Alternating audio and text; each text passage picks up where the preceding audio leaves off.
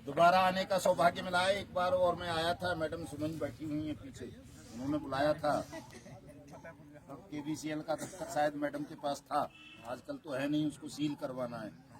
हो चुका है? मैडम कह रही नहीं हुआ है, नहीं हुआ है, उसको सील करवाइए। तो साथियों, मैं अपनी बात शुरू करूंगा। अहलकार साहब ने जो कहा, अहलकार सिंह साहब क्या नाम बता रहे थे, और हमारे वकील साहब ने भी जो कहा, पूरे देश में कोई सांसद, कोई विधायक, कोई डीएम, कोई चीफ मिनिस्टर, कोई दूसरा पदाधिकारी, प्रधानमंत्री, राष्ट्रपति, चीफ जस्टिस ऑफ इंडिया, कोई हाई कोर्ट का चीफ जज, ऐसा शेष नहीं है जिसे हमने ज्ञापन ना दिए हों, कोर्ट में रिट पिटीशंस फाइल ना की हों, याचिका ना लगाई हों। लेकिन साथियों, कोई भी इस विषय को गंभीरता से नहीं लेता। आप एलयूसीसी वाले नए साथी हैं, लेकिन जो हमारे पुराने साथी हैं, फर्रुखाबाद के बैठे हुए हैं, श्री कृष्ण जी, भाई साहब, तमाम लोग, ये कई बार ज्ञापन दे चुके हैं आपके विधायक, सांसद को भी और विधायक को भी दिया है ना सर, सबको दिया। तो ऐसा कोई नहीं है जो अनभिज्ञ हो इससे, कि उन्हें पता न हो कि देश में इतने लोगों के साथ ठगी की घटनाएं हो चुकी हैं, सबको पता है। और केवल ये आपके साथ नहीं हुआ, कोई सांसद, विधायक ऐसा नहीं होगा जो या तो खुद ठगना हो या ठगी का शिकार ना बना हो। सब, एक सांसद में पिछले दिनों उरई गया था, तो वहां से सपा के सांसद हैं साहब, वकील साहब हैं, वो सीनियर एडवोकेट हैं, मिले, कहने लगे यार 1 लाख रुपए तो मेरा भी फंसा हुआ है, आजाद साहब इसको थोड़ा तेज करो मामले को, हम सहारा में फंसा है उनका, हम बोलेंगे तो माननीय अध्यक्ष जी हमको डांट देंगे तुरंत के सहारा के खिलाफ क्यों बोल रहे हो तुम, तो आप इसको थोड़ा और तेज करो आंदोलन को, ताकि हमारे पैसे भी निकल आए। अनुप्रिया पटेल का नाम सुना होगा आपने, महिला उसकी मंत्री हैं केंद्र सरकार की, सुना होगा ना साहब, अनुप्रिया पटेल को सब जानते होंगे आप। जब उन्होंने अपना नॉमिनेशन फाइल किया तो उसमें भरा कि मेरा इतने लाख रुपए सहारा में निवेश है। एलयूसीसी में भी बहुत सारे लोगों का होगा, राजनाथ का तो जरूर होगा, वो मैंने कई फोटो में देखा है, जो देश का रक्षा मंत्री है एलयूसीसी वालों के साथ, संजीव सागा वगैरह के। तो ये जो समस्या है भाइयों, आपकी बहुत जटिल है, सरल नहीं है। अगर सरल होती तो 5-6 साल से तो साहब लगातार मैं कर रहा हूँ, दिन और रात इसी काम पर रहता हूँ कि किसी तरह से आपकी समस्या का समाधान हो जाए। बर्ड्स एक्ट बनवाने के लिए इतना लंबा अनशन, धरना, प्रदर्शन, कि देश में कोई ऐसा कानून बने जिसमें देश के ठगी पीड़ितों को भुगतान की गारंटी का अधिकार मिल जाए। 5 लाख से ज्यादा एजेंट साथियों ने सुसाइड किए, 1250 सैनिकों ने सुसाइड की, और पता नहीं कितने तो अज्ञात मर गए इस मामले में। तब जाकर के एक गवर्नर ने आत्महत्या की, 2 पुलिस ऑफिसरों ने, बड़ों ने आत्महत्या की, एक सांसद ने अपने आप को कनपति पे गोली मार के मर गया ठगी प्रकरणों का शिकार हो जाने के बाद। और जब हमने हल्ला मचाया, 1250 सैनिक मर गए, मोदी को लानत मलानत भेजी कि तू जो है दिवाली मनाता है हर साल जाकर के सीमाओं पर शहीदों के साथ, सैनिकों के साथ, और ये सैनिक रोज मरते जा रहे हैं। उसकी अपनी सिक्योरिटी में था एक लड़का, एसपीजी कमांडो, उसने सुसाइड कर लिया था बाइक बोट ठगी प्रकरण का शिकार हो जाने के कारण। तब उसको कहीं लगा कि नहीं, अब मुझे कोई ऐसा कानून बना देना चाहिए जिससे लोगों का भुगतान भले ही ना हो, लेकिन उन्हें एक उम्मीद बन जाए कि यार कोई कानून बन गया है जिससे हमारा पैसा वापस मिल सकता है। तो उसने वो कानून बनाया। उसे पता थी कि अगर मैं ये कानून आज के हालात में नहीं बनाऊंगा तो कहीं ऐसा ना हो सेना बगावत कर दे, जनता बगावत कर दे और मुझे पीटने लगे लोग। इस भय के कारण सरकार ने, और दूसरा एक अपना उसका राजनीतिक लाभ था, चुनाव थे वेस्ट बंगाल में, शारदा स्कैम को लेकर के इनको लगता था अमित शाह को और नरेंद्र मोदी को कि हम वहाँ अगर ऐसा कानून बना देंगे, लोगों को विश्वास हो जाएगा भुगतान का, तो वेस्ट बंगाल भी हम जीत लेंगे, वहाँ हमारी सरकार बन जाएगी। लेकिन ममता बनर्जी उनकी ताई है, उसने तुरंत आनन फानन में एक स्पेशल कोर्स बनाया, सिगरेट पे, शराब पे 10% टैक्स लगा के 500 करोड़ का, और तमाम लोगों के पैसे बंटवा दिए वहाँ जो बंगाल के थे। बाहर वाले आज भी रह गए, वो दोबारा से चुनाव जीत गई, चीफ मिनिस्टर बन गई थी, अब तिवारा से भी हो गया उसका। तो ये सरकार जो है साथियों, जैसा कि अभी वकील साहब बता रहे थे, प्रताप भाई 3 कानूनों की बता रहे थे, वो श्रमिकों वाला, एजुकेशन वाला और किसानों वाला। श्रमिकों को कोई लाभ नहीं मिला, आज भी शायद लेबर लॉ पेंडिंग पड़े हैं, उनको इम्प्लीमेंट नहीं किया जा रहा, 4 लेबर कोड जो बनाए हैं। एजुकेशन पॉलिसी ध्वस्त हुई पड़ी है देश की, तमाम छात्र छात्राएं आंदोलन कर रहे हैं। लेकिन किसानों ने 1 साल लगातार दिल्ली की सीमाओं को घेरे रखा, 700 से ज्यादा किसानों ने कुर्बानी दी साहब उस आंदोलन में, 700 किसान शहीद हुए। तब जाकर के मोदी को जब ये लगा कि मैं यूपी का चुनाव हार जाऊंगा और 3-4 राज्यों में चुनाव था, वहाँ चुनाव हार जाऊंगा अगर किसानों के काले कानून वापस नहीं लिए, तो उसने वो कानून वापस ले लिए। और कानून क्या वापस ले लिए, अगर उसे कोई किसानों की जीत कहे तो मैं समझता हूँ जीत नहीं है वो। कानून जरूर वापस लिए, लेकिन प्रक्रियाएं वही चल रही हैं आज भी अंदर खाने से। तो आप समझ सकते हो कि सरकार कितनी बदमाश है, कितनी बेईमान है, कितनी लोगों के प्रति इसके मन में धोखाधड़ी की भावना रहती है। हमेशा ये लोगों के साथ छल करना चाहते हैं और इस छल को तोड़ने का एक ही मार्ग शेष बचा है। कानून भले ही आपके पास बट्स एक्ट बन गया है, आपको भुगतान की गारंटी का अधिकार देता है, लेकिन इस कानून को कमजोर करने के लिए वो रोज दिन रात योजनाएं बनाते रहते हैं। कभी सहारा सीआरसी पोर्टल खोल देगा, कभी कोई सेबी में पोर्टल खुलवा देगा, कभी कहेगा वो लिक्विडेटर अपॉइंट कर दो इस सोसाइटी पे, जैसा आपकी में भी होने जा रहा है। आपकी जो ये LUCC वगैरह है, इनमें भी लिक्विडेटर अपॉइंट करने का वो प्रयास कर रहे हैं। और लिक्विडेटर पिछले 50 साल से तमाम सोसाइटीज पर अपॉइंट होते हैं, किसी का पैसा नहीं मिलता। लिक्विडेशन की ये प्रक्रिया होती है, इसलिए हम हमेशा विरोध करते हैं उन प्रक्रियाओं का। हम ये कहते हैं कि आपने जब भुगतान की गारंटी का कानून बना दिया तो इस कानून को इम्प्लीमेंट करो, क्योंकि ये कानून ये कहता है कि 180 दिन में आपकी जमा राशि का 2 से 3 गुना पैसा सरकार वापस करेगी। तो इस कानून को क्रियान्वित करो, सबका पैसा वापस करो।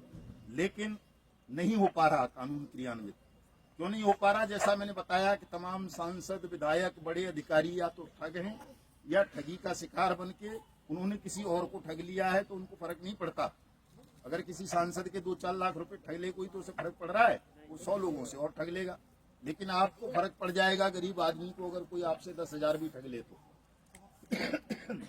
तो कोई भी आपकी बात को सुनने को राजी नहीं है। बट्स एक्ट बन जाने के बाद भी 20 राज्यों में जा चुके हैं हम, 200 से ज्यादा जिलों में सभाएं की हैं, कितनी बार गिरफ्तारी दे दी, कितने ही ज्ञापन, और 2-3 बार तो हमने प्रधानमंत्री का घेराव भी कर लिया है। ऐसा नहीं है कि हमने घेरा नहीं। अभी पिछले दिनों 25 नवंबर को संसद घेरी थी हमने, धुलाई अभियान किया था। पूरे देश भर में 1 सितंबर से अनिश्चितकालीन असहयोग आंदोलन चल रहा है। उसके बाद एक और कानून आ गया है आपके पक्ष में, ये भारतीय न्याय संहिता 2023, उसकी एक धारा है 107 नहीं 111 तो फांसी वाली है सर, वो BNSS की बात कर रहा हूँ, जो उसकी धारा 107 है।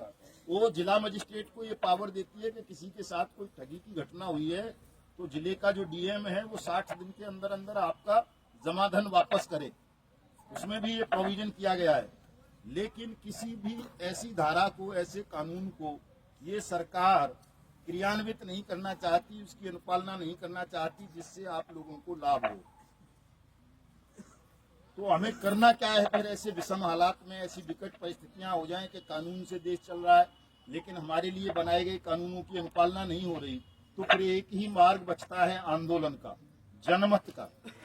अगर आप जनमत पैदा कर लो, 42 करोड़ से ज्यादा ठगी पीड़ित हैं देश में, 2 करोड़ से ज्यादा तो एजेंट हैं जिन्हें अभिकर्ता कह देते हो आप।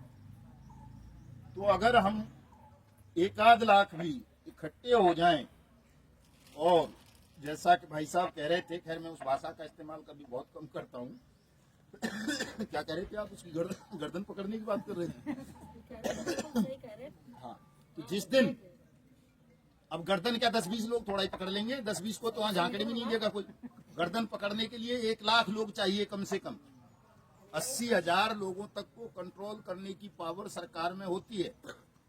कर लेगी 10 मिनट में, इतनी पुलिस फोर्स लगा देंगे, फौज लगा देंगे और पता नहीं क्या क्या कर देंगे। आजकल तो आजकल तो एक चीज और आ गई है, मीडिया लगा देंगे, वो कहेंगे ये पाकिस्तानी आ गए, ये खालिस्तानी आ गए, ये आंदोलनकारी नहीं है, ये ठगी पीड़ित नहीं है, चोर हैं, ठग हैं, अरब से पैसा आ रहा है, कहीं कोई 2-4 बुरखे वाली आ गई तो और पता नहीं क्या क्या कर देंगे उनको देख के मीडिया के माध्यम से। तो उनके पास ये हथियार भी है आजकल आपको बदनाम करने का, अपमानित करने का। लेकिन फिर भी ये प्रयास आपको सबको करना होगा कि हमारे पास इतनी बड़ी संख्या हो कि हम सच में मोदी की गर्दन ना पकड़ें तो उसका कॉलर जरूर पकड़ लें, और उसको ये कह सकें कि अगर अब तूने इन कानूनों का पालन नहीं किया तो हम तेरा कॉलर पकड़ के तुझे इस कुर्सी से उठा के फेंक देंगे जिस कुर्सी पर हमने ही तुझे बिठाया है। ये ताकत तो हम सबको जुटानी पड़ेगी साथियों, और इसके लिए सब प्रयास करोगे तो ये हो जाएगा, कोई बड़ा काम नहीं है। आपकी संख्या इतनी है कि फूंक मार दो ना सब मिलके तो हजारों मोदी हवा में उड़ते नजर आएंगे आपको 42 करोड़ लोगों को फूंक मार देते। लेकिन हम यही काम नहीं कर पा रहे कि सब मिलके एकमत होके अपनी पीड़ा को सामूहिक स्वर दे सके। सब अलग अलग लड़ते हैं। एलयूसीसी वाले एलयूसीसी के लिए लड़ेंगे, सहारा वाले सहारा के लिए लड़ेंगे, पीएसीएल वाले पीएसीएल के लिए, केबीसीएल वाले केबीसीएल के लिए। और हम बटे हुए हैं, जैसे जातियों में बांट रखा था ना देश को इन्होंने, धर्मों में बांट रखा था, वैसे ही ठगी पीड़ितों को भी इन्होंने बांट रखा है। तो इस बंटवारे को खत्म करना है, इस विभाजन को हमें एकता स्थापित करनी है। क्योंकि बर्ड्स एक्ट में ऐसा कहीं नहीं लिखा कि ये एलयूसीसी के लोगों के लिए है या सहारा के लिए है या पीएसीएल के लिए है। उसमें लिखा है कि अगर आपका पैसा कहीं भी जमा था किसी कंपनी में, क्रेडिट कोऑपरेटिव सोसाइटी में, स्वयं सहायता समूह में, फर्म में, निधि में, कारपोरेशन में, किसी प्राइवेट एनबीएफसी जिनको बोल देते हैं, या किसी प्राइवेट बैंक में, तो आपका पैसा सरकार वापस करेगी। उसमें ये लिखा हुआ है, ये नहीं लिखा कि फला कंपनी या उसका नाम। तो ये इस कानून को लेकर के भी हम सब तमाम लोगों को एकजुट कर सकते हैं, एकमत कर सकते हैं। और आप ये काम कर लोगे उस दिन आपका भुगतान हो जाएगा साथियों, इसमें किसी को कोई संदेह नहीं है। करोगे सब इस काम को, एकता को बढ़ाओगे और बढ़ाइए इसको। एक एक जैसे एजेंट हैं आप लोग, तो ज्यादातर एजेंट होंगे, आप तो मास्टर रहे हैं इस काम के, नेटवर्किंग के मास्टर हो आप लोग। एक एक आदमी ने हजार हजार लोग जो है जोड़ लिए हैं अपने नीचे, कराया है ना, किसी किसी ने एक एक दो दो तीन तीन पाँच पाँच हजार लोगों का भी निवेश कराया है, इतनी बड़ी चेन बनाई है। तो आप तो मास्टर हो। जब आपने लोगों का पैसा, कहते हैं कि पैसा बहुत महत्वपूर्ण होता है मनुष्य की जिंदगी में, पैसा नहीं देता जल्दी से आदमी किसी को भी, लेकिन आप लोगों ने लोगों का ऐसा ऐसा पैसा निकलवा लिया जो अपने पति को भी नहीं देती थी। औरतें पैसा छुपा के रख लेती थी उसकी तनख्वाह से भी, उसको भी निकलवा के आपने इन ठगों के हवाले करवा दिया।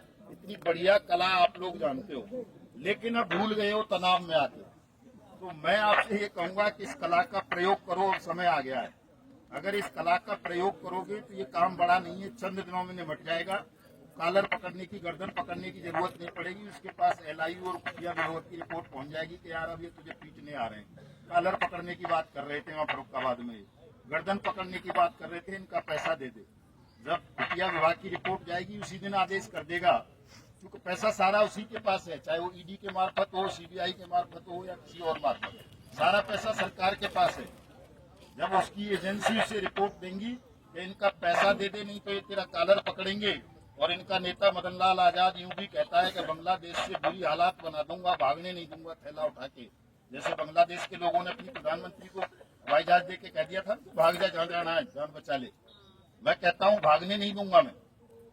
वो भी कहता है ना झोला उठा के चल दूंगा, मैं तो फकीर हूँ। फकीर वकीर नहीं है, पक्का ठग है। और हमने ये कसम खाई है, हम भगवान सूर्य नारायण के उपासक हैं, उन्हीं को साक्षी मान के, कि जिस दिन आप लोग इकट्ठे हो गए और आपका इन्होंने भुगतान नहीं किया तो उस दिन कोई झोला फोला उठा के किसी को नहीं भागने देंगे।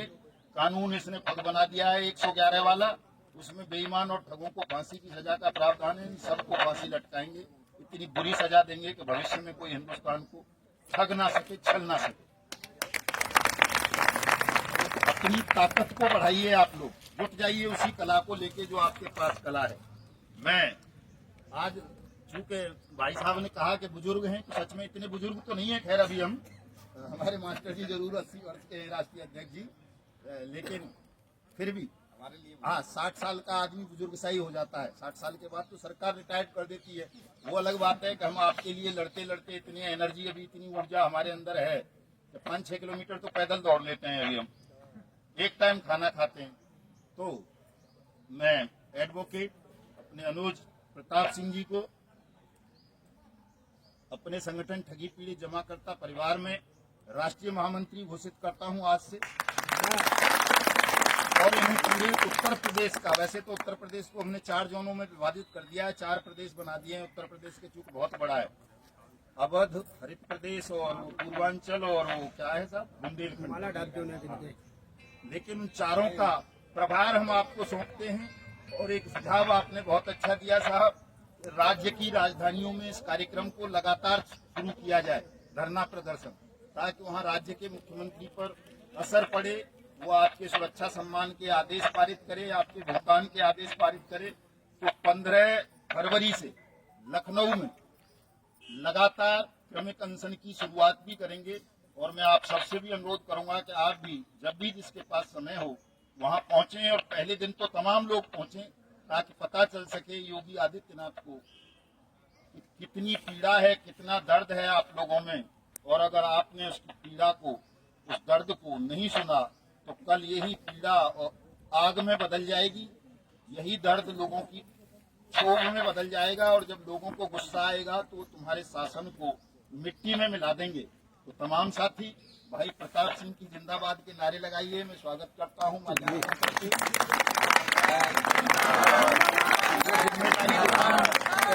जो है अपनी तमाम ऊर्जा का इस्तेमाल करके हमारे तमाम लोगों के चेहरों पर मुस्कान लेकर के आएंगे। चूंकि देखिए लड़ते लड़ते ये हालात हो गई है। भाई साहब बैठे हैं, कितने बुजुर्ग हैं, एक उधर बैठे हैं जो पीएसीएल वाले हैं वो तो सब, और केबीसीएल वाले ऐसे ही हो गए सर। ये दो हमारे देख लो और वो जीसीएल वाले देख लो, श्री कृष्ण बैठे, ये बैठे हमारे पास में।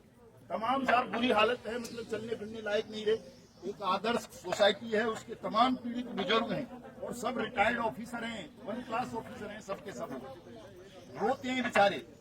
हमारे जैसे छोटे से आदमी के जब जाते हैं तो पैरों में पड़ जाते हैं लाइन लगा करके। तब हम राजस्थान और गुजरात के लोग हैं साहब किसी तरह से जान बचा लो, हमारा पैसा वापस करवा दो। कितने बड़े बड़े अफसर, कितने ही उनमें जज हैं, आईएएस हैं, पीसीएस हैं, आईपीएस हैं, बैंकों के बड़े ऑफिसर हैं, मैनेजर वगैरह, तो ठगों ने छोड़ा कोई नहीं है बाकी। लेकिन साथियों कहते हैं कि संघर्षों के साये में असली आजादी पलती है और इतिहास उधर मुड़ जाता है जिस ओर जवानी चलती है। हमारे जमाकर्ता परिवार में युवाओं की बहुत कमी है। तो मैं अपने युवा साथियों का आह्वान करता हूं कि तमाम लोग संगठन को ज्वाइन करें, संगठन को आगे बढ़ाएं। चूंकि देश को एक बड़ी क्रांति की आवश्यकता है और बिना क्रांति के मुझे नहीं लगता कि आपका भुगतान हो जाएगा। 1 मई से संपूर्ण समग्र क्रांति की तैयारी करें ताकि आप सबके इस पीड़ा को, दुख को, दर्द को मिटाया जा सके। धन्यवाद आप सबका, बहुत बहुत आभार कि आप लोग समय निकाल के मैराथन आए। और आश्वस्त मैं करूंगा कि तनाव मत लेना साथियों, क्रांति भी होगी तो उसमें कोई गोली गाली नहीं चलने देंगे हम। कहीं सोचो डर लग जाए साहब मरवा देंगे या जेल भिजवा देंगे, ऐसा कुछ नहीं होगा। सत्याग्रह के माध्यम से क्रांति होगी और बहुत अच्छी क्रांति होगी, और जो आप चाहते हो वैसा ही होगा।